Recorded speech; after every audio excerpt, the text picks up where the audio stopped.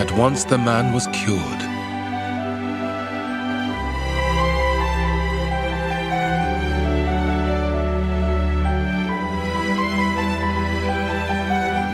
He picked up his mat and walked.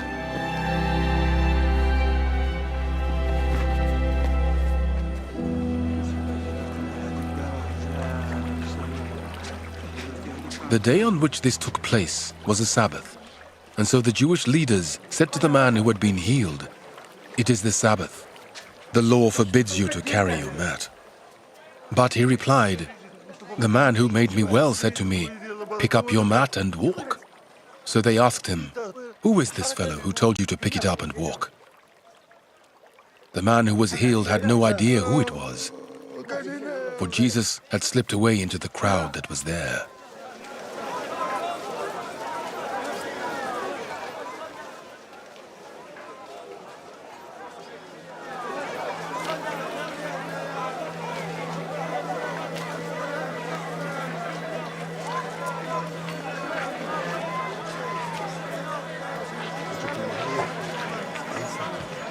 Later Jesus found him at the temple and said to him, "See, you are well again. Stop sinning or something worse may happen to you."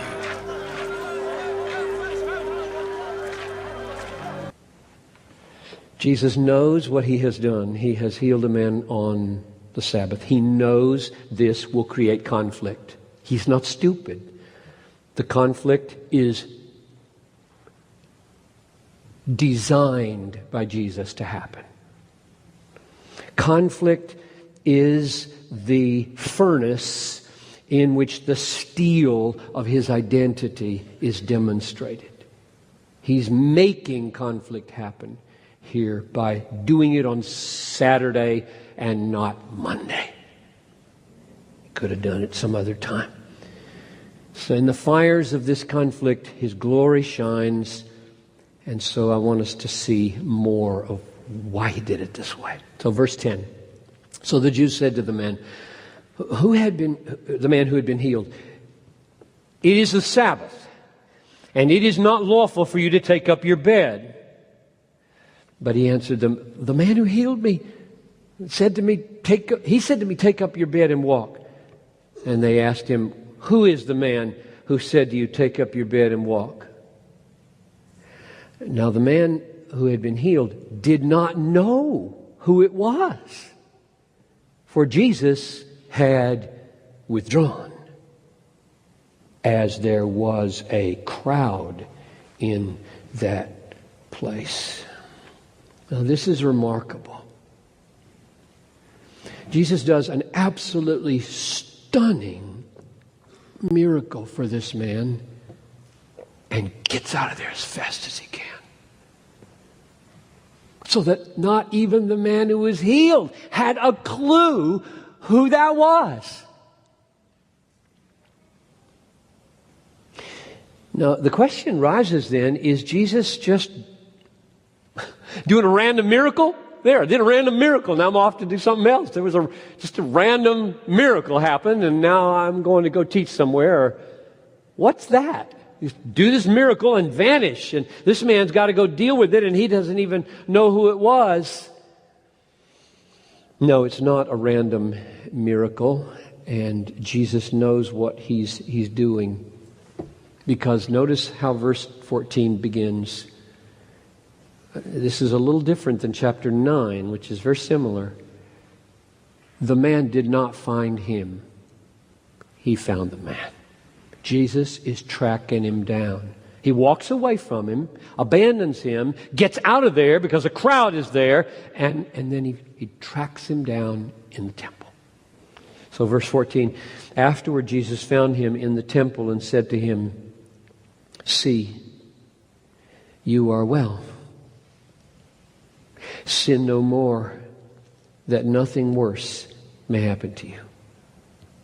So Jesus had no intention of walking away from this man and leaving him with meaningless health. A mere healed body prepared to burn forever in hell. No way. That's not our Jesus. He doesn't heal people without a reason bigger than a few years of health on the earth and then perdition. So he's pursuing this man. He went after him in the colonnade, and then to get out of there, he went after him in the temple. So notice a couple of things. At the end of verse 13, he gives the reason why he left him. Jesus had withdrawn, it says, as there was a crowd in that place. So all these sick people and their caregivers perhaps were there, and there would have been an absolute sign-seeking tumult had he lingered and identified himself as the one who took care of that 38-year-old or 38-year suffering paralytic. So that's the first thing. He moves out in order to avoid the tumult, and all these people give us that, and he disappears. And then in verse 14, he finds him and shows him what the real issue is in his healing. Afterwards, Jesus found him, verse 14, in the temple and said to him, "See, you are well. Sin no more, that nothing worse may happen to you." What's the issue in his healing? The issue in the healing is holiness.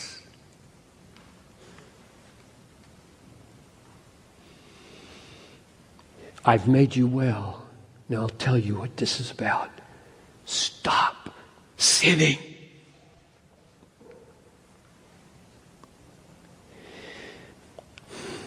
This is really important. There's a gospel pattern here that you need to see. My aim in healing your body, and the church could say, our aim in touching the neighborhood, our aim in every manner of ministry that touches the body, the mind, the family, is not an end in itself. Otherwise we would be cruel to people.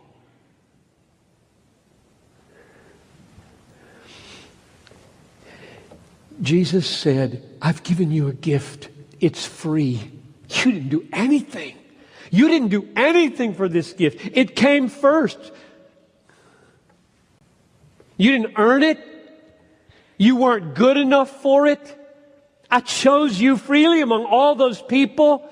I healed you. Now, live in that power. Know me. Know free grace and its power in your life. That's the pattern we're supposed to see here. When he says sin no more, he doesn't mean like on your own. He means, look what I've done. Wake up. I've come into the world to forgive sinners. I've come into the world to change things. Look to me, know me, and in the power that you've just experienced, fight your sin. And yes, and this makes some people uncomfortable, really uncomfortable. He warns him. In fact, he threatens him. A lot of people don't think there should be any warning or any threat in gospel ministry. Just promises, and love, and no threats, no warnings. Well, that's not what happens here. Jesus says, I warn you, if you turn away, if you mock this gift that I have given you for the power of holiness and the grace that I have shown you, if you turn the grace of God into license, if you make an idol out of this health of yours now, and thank me till the day you're dead for the idol of your health, you will perish forever. Now, why do I think something worse in this verse is perishing? Two reasons. So when he says something worse will happen to you if you don't stop sinning, And I don't mean perfection. You know that's not what Jesus means or I mean, because He taught, pray every day. Forgive us our debts as we forgive our debtors. That's a daily prayer. He taught us to pray daily, forgive us our debts. Not once and then we're done. And that's because every day we have debts. This is not perfection. This is awaken and fight your sin and make a shift in your life and embrace holiness and embrace me. And He says, if you don't, something worse will happen to you in verse 14. And it's hard to think of something worse than 38 years of paralysis. I don't think He means a worse disease. Could, but I don't think so. Because down in verse 28 and 29, He reaches one of the climaxes of this interaction, and He says to the Jewish people, an hour is coming when all who are in the tombs will hear His voice and come out, those who have done good to resurrection of life, and those who have done evil to the resurrection of judgment. In other words, Jesus makes the doing of good and the doing of evil the criterion for resurrection to life and resurrection to judgment. Changed lives are the evidence of a true relationship with Christ. It's the evidence of repentance. It's the evidence of being born again. Chapter 3. So, I think Jesus is saying to him, I've healed you that you may be holy, that you may stop doing evil, like verse 29 says, that you may stop doing the evil of verse 29, so that you won't rise into the resurrection of judgment, but will rise into the resurrection of life. I heal in more ways than one. I have healed your body, and now I heal your soul. Press on in that and show that it's true. Now pause here with me. This is about as far as I'm going to get in this text. And the rest is just implication. This has a huge implication, I think, for the world we live in. There was a multitude of invalids there. That's the phrase from verse 3. There was a multitude of invalids. And believe me, there's a multitude today. Millions. And he heals in the multitude one and walks away. Just one, and disappears. He leaves hundreds of people still in their sickness. And then he finds the one man that he healed, and he says, let me tell you something. You think this was about healing? This wasn't about healing. This was about holiness. I came into the world the first time to deal with sin, not mainly to deal with sickness. I'm going to deal with some sickness. I'm going to show what the age to come is going to be like. I'm going to point to the glorious day when there'll be no more crying, no more sickness, no more disability, no more lameness, no more blindness, no more depression. I'm pointing to that.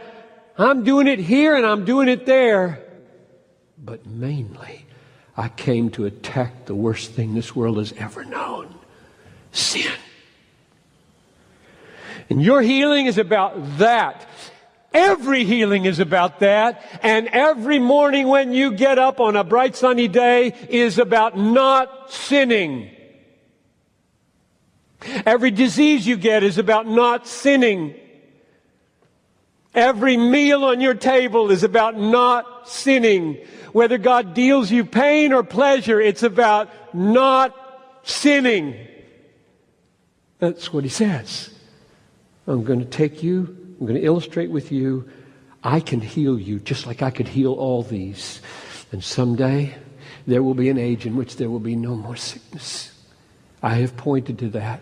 But right now, my agenda is to die for sins.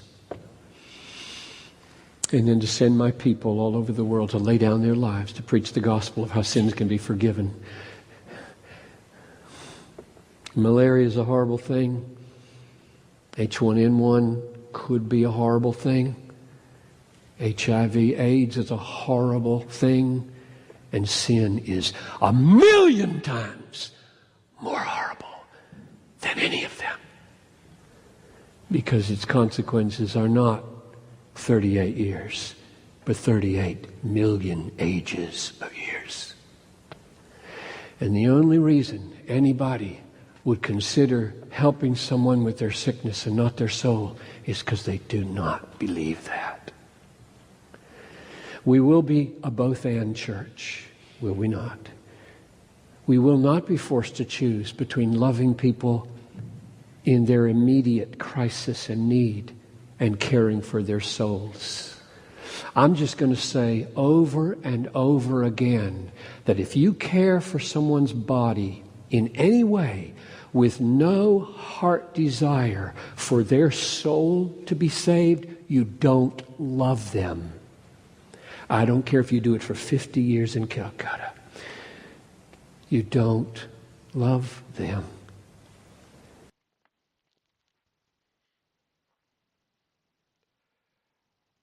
Well, there's not much that I can add to what Pastor Piper is, what Pastor Piper said. But I do want to emphasize one major point that he was talking about in the sermon. He emphasized the healing of the man, and that, again, Jesus, yes, the healing was wonderful and he did a number of healings, but he didn't heal everyone. That wasn't the reason he came. The reason he came was to deal with something, as he said, 1,000 times more terrible, and that is sin.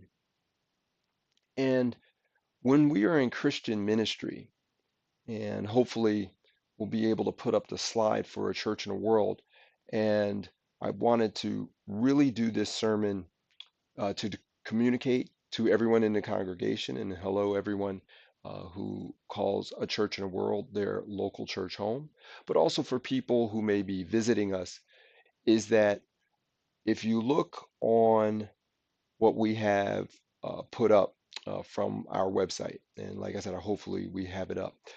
On the third pillar, we talk about helping in a number of different areas.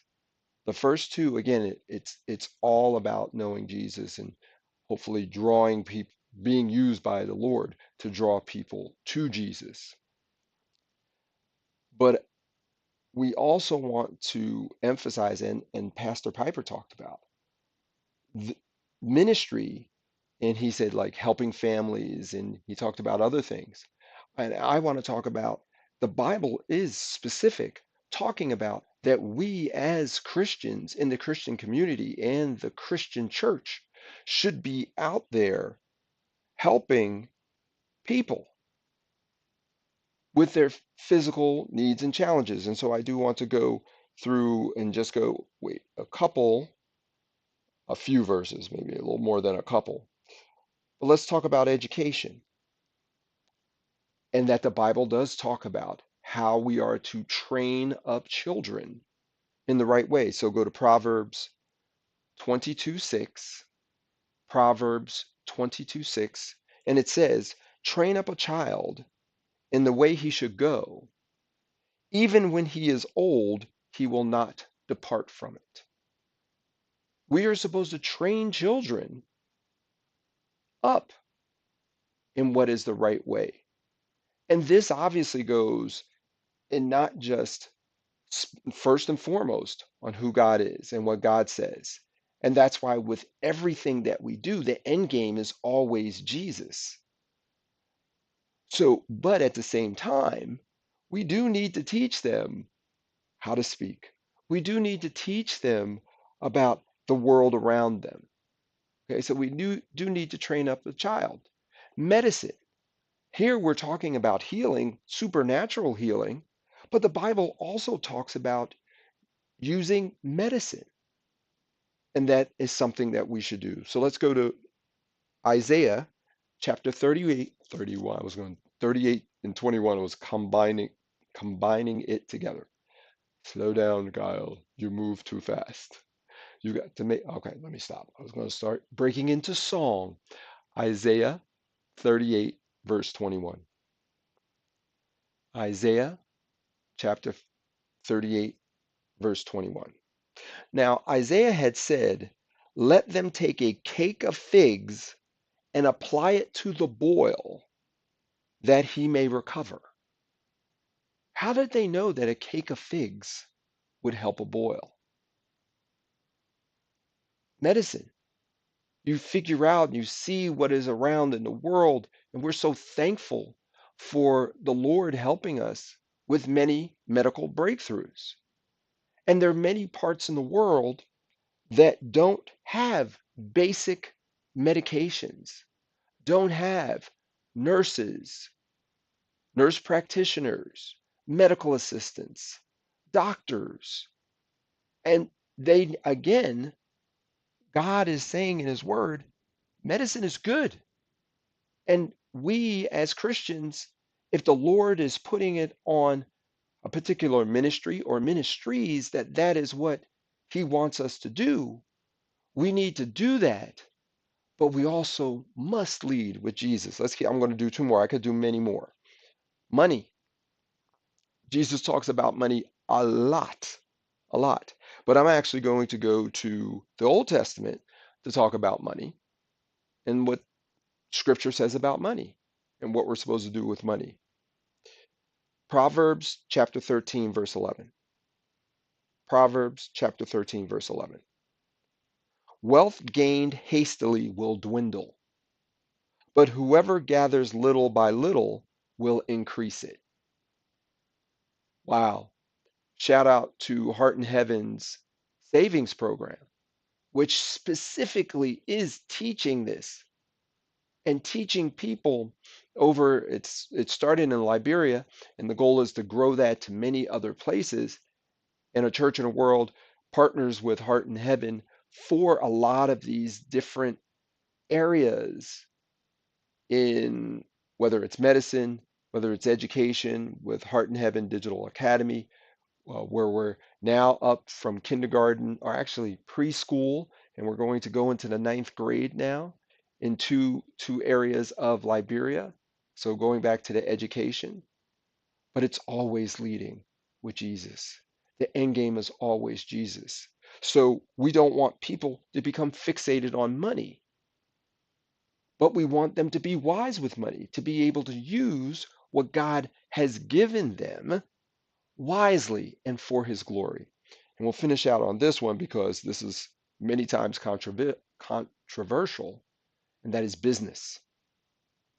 So let's go to Matthew chapter 25, verses 19 through 21.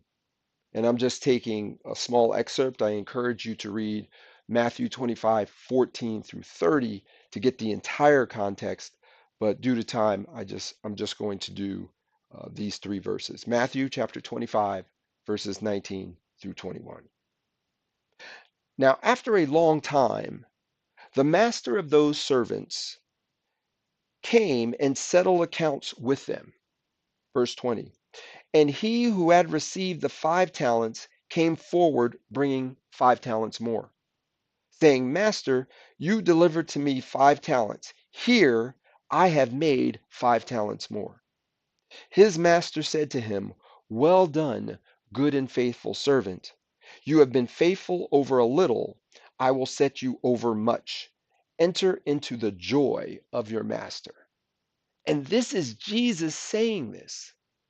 He is saying, he is congratulating, praising this servant who received 5 talents from the master, and the master being Jesus, and then made 5 talents more. And you'll see if you read the whole thing, one of the servants buried their talent in the ground and gave it back to Jesus, and Jesus was, or the master, and Jesus was angry, or the master was angry. And it specifically says, well, you could have at least put it with the bankers. But this was entrepreneurial skill. This was someone using their knowledge and understanding of business and entrepreneurship to double what they were given. Jesus is celebrating that. It's not a bad thing. It is only a bad thing when we make the gift that God gives the idol. That's the challenge. That's what Pastor Piper was talking about with healing.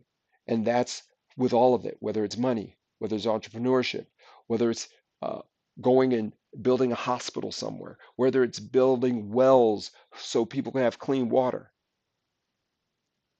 All of that is always to glorify God. It's always to point people to Jesus so their biggest lack is met, which is to have him. And for those of us who already know him, to don't get off the path and lose sight of what the end game is for everything that we do and everything that Jesus has called us to do. The end game is always Jesus and his glory. I pray that this was helpful for you. I know it's a little turn off to the exit. It's kind of like an exit. We're going to make a pit stop, get some food, and come back on. We're going to go back and again following Jesus chronologically, step by step. I think next week. I thought I was going to do it this week as well. But as we know, sometimes Jesus has a different plan. And while I was listening to Pastor Piper's podcast this week, I was getting in my heart, I really wanted to share that with you today. So those of you at A Church in the World, as we like to remind ourselves and everyone else, I'm going to change it a little bit today.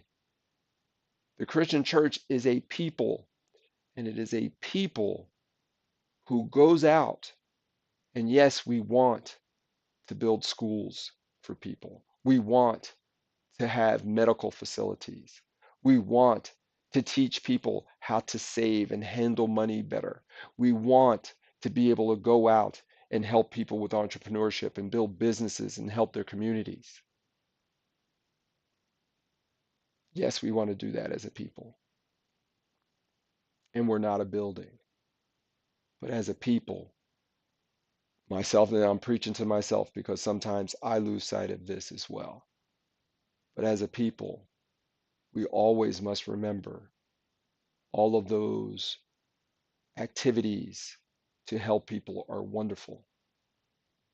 But if that's all we give to them, we truly hate them and we do not love them.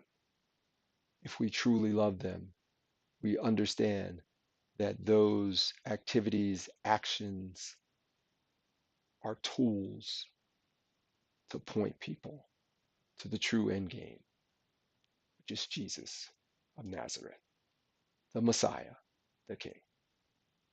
Love you guys. Have a great rest of your week. And God willing, we'll see you here next week at A Church in the World. Love you. Bye. If you have never heard the gospel or you would like to know it better, please visit us at thegospel.aciw.org. That is the gospel, THEGOSPEL.aciw.org. If you have any questions, comments, or need help of any sort, please visit us at contact.aciw.org. That is contact, contact.aciw.org. We pray you have a blessed rest of your week, and God willing, we hope to see you here again at A Church in the World. Love you. Have a great day.